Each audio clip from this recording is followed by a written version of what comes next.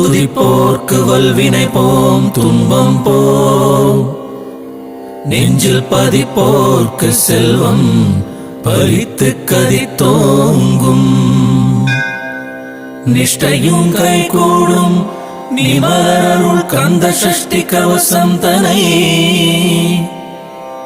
அமரரிடத்தீரமரம் புரிந்த குமரனடி நெஞ்சே குறி.